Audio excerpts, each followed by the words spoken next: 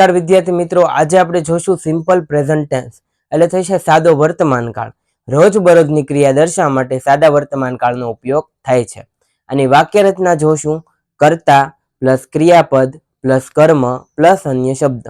અહીં ક્રિયાપદનું મૂળ રૂપ લાગે છે એટલે કે V1 લાગે છે. આની વાક્ય રચના આપણે જોઈ લીધી. હવે આપણે આના એક્ઝામ્પલ જોઈએ. આઈ પ્લે ચેસ, હું ચેસ રમું છું. વી મેક ટી, અમે ચા બનાવીએ છીએ. You walk on the road, they run on the path. આ છે આપણા સાદા વર્તમાન કાળના એક્ઝામ્પલ.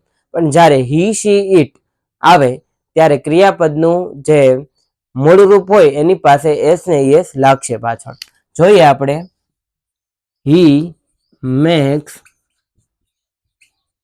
ટી એટલે થશે તે ચા બનાવે છે.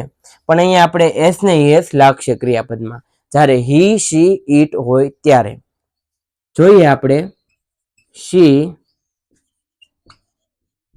વોક્સ એટલે કે તેની ચાલે છે, તો આપણે ક્રિયાપદની પાછળ એસ લગાવ્યું. હવે આપણે જોઈશું ઇટ.